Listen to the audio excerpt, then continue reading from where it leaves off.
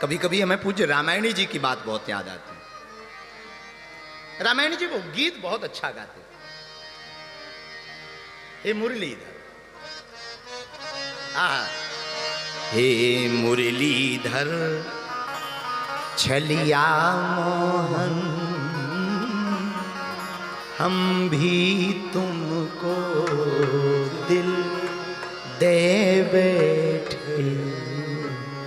हे मुरलीधर छलिया मोहन, हम भी तुमको दे बैठे। गम पहले से ही कम तो न थे, गम पहले से कम तो न थे। एक और मुसीबत ले बैठे। हे मुरलीधर, भगवान कृष्ण की प्रीति भी अटूट है। तो नीलेश आपने पूछा कि प्रेम कैसा हो? जैसे सूर्य में सूर्य की रोशनी रहती ना, वैसा प्रेम।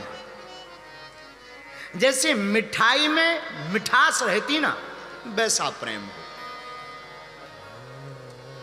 जैसे हनुमान जी में अष्ट सिद्धियां व्याप्त हैं, वैसा प्रेम हो। जैसे भगवान कृष्ण में चपलता है, चंचलता है, वैसा प्रेम हो। एक बात और, हम बात आगे बढ़ाने के पहले, आपका दूसरा प्रश्न लेने के पहले एक प्रार्थना हम आप सबको और बहुत विनम्रता पूर्वक करें। समर्पण हो जाने का मतलब यह भी नहीं है कि तुम अपना अस्तित्व मिटाओ।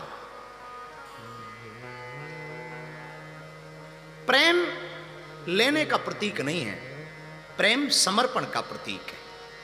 और हम बाह्य प्रेम पर भरोसा करते हैं, अंतर मन पर प्रेम उतरता ही नहीं। आज भगवान राम प्रकट भय, बहुत अच्छा है। कल परसों कथा में भगवान कृष्ण का जन्मोत्सव होगा, यह भी बहुत अच्छा है। लेकिन बात यह है कि कितनी बार भगवान कृष्ण प्रकट नहीं भय, और तुमने कितनी भागवतें नहीं सुनी, कितनी बार तुमने कंस को नहीं मारा, कितनी बार राम कथा सुन करके तुमने रावण को नहीं मारा। पर कभी एक बार अपने आप अंदर झांक कर देखना, क्या तुम्हारे अंदर का रावण मरा? क्या तुम्हारे अंदर का कृष्ण जागा? क्या अंदर का तुम्हारे राम जागा? जब तक तुम्हारे अंदर का रावण मरेगा नहीं, अंदर का राम जगेगा नहीं, अंदर का कंस मरेगा नहीं, अंदर का कृष्ण जगेगा नहीं, तब तक तुम्हारी कथा सुनना सिर्फ एक व्यवस्था है, अवस्था नहीं है। सिर्फ एक व्यवस्था है, भक्ति के पथ पर ले जाने के लिए प्रेरणा है। तुम भक्त नहीं बने, यूं कहें हम भी भक्त नहीं बने। आप भक्त तब कहलाएंगे जब अंतर मन में प्रस्फुटित हो जाए भक्ति। वो गोपियों की तरह, गोपियों की तरह कैसी? बाटन में, घाटन में, बीथन में, बागन में, वृक्षन में, बेलन में, बाटका में, वन में, दरन में, दीवारन में, देहिरी दरीचन में, हीरन में, हारन में, भूपन में, तन में, कानन में, कुंजन में, गोकुल में, दामन में, घन में और धन में, जहां जहां देखूं तह श्याम ही दिखाई दे, सालिग्राम छाए रहे नैनन के मन में। ऐसा प्रेम प्रकट हो, ऐसी भक्ति प्रकट हो आपके अंदर। पर जहां देखो तो गोस्वामी जी की वो पंक्ति सिद्ध हो, हरि व्यापक सर्वत्र समाना, प्रेम ते प्रकट हो ही मैं जाना, ईशावास्यमिदं सर्वम। मैं जहां जहां देखूं वहां ब्रह्म ही दिखाई। क्या रावण जानता नहीं था कि ये ब्रह्म है? इतना जानने वाला रावण जानता था कि ये ब्रह्म है। पर किसी ने रावण से पूछा कि एक बात हमें समझ में नहीं आई, आप जानते हो, त्रिकालज्ञ हो, आपको पता है, और उसने मान भी लिया रावण ने कि ये ब्रह्म है भगवान राम। खरदूषण मोसम बलवंता, इन्हीं को मारे बिनु भगवन। जब खरदूषण को भगवान राम ने मारा, तब रावण ने ये तय कर लिया ये ब्रह्म है। क्यों? खरदूषण मोसम बलवंता, इन्हीं को मारे बिनु भगवंता। हमारे समान बलवान है खरदूषण, इन्हें भगवान के अलावा कोई नहीं मार सकता।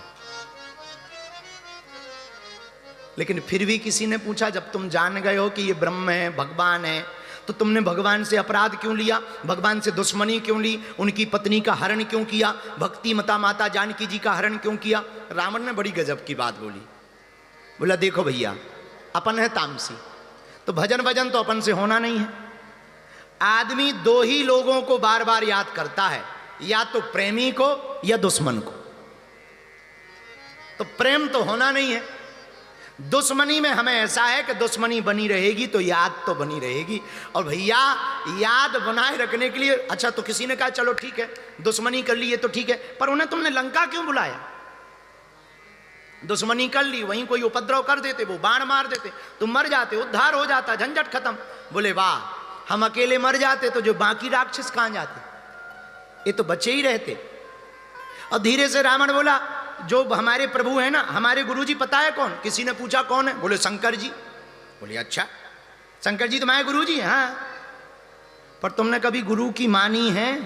और कुछ लोग दुनिया में ऐसे होते हैं, गुरु की नहीं सुनते, गधों की सुन लेते। हाँ, हमें भरोसा है, हमें भरोसा। एक बार दो चेले हमारे पास आए, अब ये नहीं बताएंगे कि वो भिवंडी के ही थे, पर थे। दो चेले आए, रात का समय, प्रणाम किया, हमने कहा कल्याण हो, भला हो, भला, और सुनाओ सब ठीक है? हाँ सब ठीक। रात हो गई, हमने कहा रात हो गई, बात भी हो गई, एक काम करो, थोड़ी सी मुलाकात भी हो गई, सुबह जाओ। लेकिन हम चेले तो मुंबई के, मुंबई का पानी अलग लेवल का होता है। बोले नहीं नहीं, हम तो रात को ही जाएंगे, गुरुजी बहुत काम है, बहुत काम है। हम कहा जब ज़्यादा ही काम है तो फिर जाओ, अपना क्या जाता है। उन्होंने प्रणाम किया, चले गए। लेकिन रास्ते में जैसे ही बागेश्वर धाम निकले, लंबा सा सांप गाड़ी के सामने से रास्ता काट गया। तो दूसरा वाला बोले देख देख देख, सांप है सांप। दूसरा बोला है जंगल है, सांप तो बने ही रहे थे, चलो। आगे गए तो बिल्ली रास्ता काट गई। तो फिर एक बोला देख देख देख देख बिल्ली। और गुरुजी भी रोक रहे थे कि रात को मत जाओ। अरे जंगल है, कुत्ता बिल्ली तो घूमते ही रहते, चल। तब तक जैसे ही 5 किलोमीटर बागेश्वर धाम से निकले तो बीच रोड पे एक गधा रो रहा था। गधा, अच्छा इन्होंने कभी गधा रोते देखा नहीं। अब दोनों को डर लगने लगा कि पहले सांप मिला, फिर बिल्ली मिली, अब आज तक गधा रोते नहीं देखा, आज गधा मिल गया, लगता है कुछ बड़ा खतरा है। तो रात को वो रिटर्न हुए। हम तो सो गए थे, दरवाजा खटखटाए, उनका क्या बात है भाई? अरे तुम वापस आ गए, क्या बात है, गए नहीं? बोले गुरुजी रास्ते में गधा रो रहा था। तो हमें बड़ी हंसी आई। बोले हंस क्यों रहे?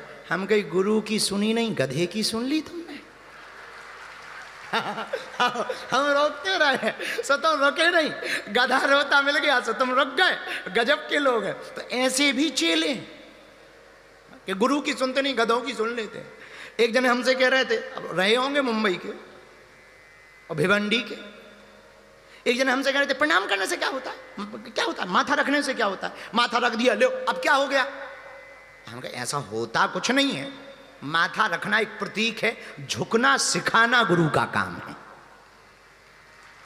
अरे बोले ये सब बातें, ये सब आपको तो बड़ी बड़ी बातें आती हैं, तो आपसे कोई जीत सकता नहीं है, तो बड़ी बड़ी बातें बेफिजूल हैं। तब हमने कहा कि इसको तो तर्क से ही मारना चाहिए। तब हमने कहा इधर आओ। बोले जी, हम कहा मुहर देखी तुमने? मुहर हाँ देखी। हम कहा मुहर में जो अक्षर होते हैं, सील होती जो मुहर, उसमें उल्टे होते हैं, लेकिन स्याही लगा के जैसे ही कागज पे लगाओ वो सीधे होकर जाते हैं। हाँ जी या ना जी? बोले बिल्कुल। हमने कहा भैया वैसे ही जब भाग्य की रेखाएं उल्टी हो जाएं तो अपना माथा गुरु के चरणों में रख देना, वो सीधी होकर करके आ जाएंगे जीवन में। पर रावण तो रावण, नाम ही है दशानन। अच्छा जिसके 10 मुंह हो वो दशानन, एक मुंह हो तो बात करें, 10 मुंह वाले से क्या हलवा बात करोगे? 10 मुंह वाले से क्या बात करोगे? कभी एक मुंह चुप हो जाए, दूसरा वाला जवाब देवे, तब तक तीसरा वाला कंटाप लगा देवे, क्या कर लो? हाँ, एक ये झापड़ मार दे, आफत हो जाएगी। तो 10 मुंह वाला, इसलिए इसका नाम है दशानन। 10 आनन, इसलिए दशानन। अच्छा एक जने कह रहे थे गुरुजी एक संत से, हमसे तो नहीं, महाराज रावण के क्या 10 ही मुंह थे? तो संत ने भी बड़ा गजब का जवाब दिया। बोले देखा तो हमने भी नहीं है, पढ़ा है कि 10 ही मुंह थे। तो बोले एक दिक्कत है। बोले क्या? बोले रावण सोता कैसे होगा? बोले मतलब? बोले भाई लेटता तो होगा, बेड पे बड़ा बना होगा, लेकिन टेंशन इस बात की है कि वो करवट कैसे बदलता होगा। और करवट बदलता होगा तो या तो फिर जो मुंह है वो स्प्रिंग होंगे, या फिर उसे पहले खड़ा होना पड़ता होगा और फिर लेटना पड़ता होगा करवट। तो बड़ी गजब की जवाब उन संत ने दिया। बोले भैया जो ज्यादा मुंह वाला होता है वो सोता ही नहीं है, ना सोता है ना दूसरों को सोने देता। तो धन्य है रावण। रावण से किसी ने कहा कि हमने मान लिया कि तुम भगवान से शत्रुता रखकर भगवान के दर्शन करके अपनी नगरी में बुलाना चाहते, पर प्रश्न ये उठ रहा है कि भगवान को अपनी नगरी में क्यों बुलाना चाहते? रावण बड़ी गजब की बात बोलता है। बोले सुनो, हमारे गुरु कौन? बोले शंकर जी। अब बोले शंकर जी के हृदय में कौन है?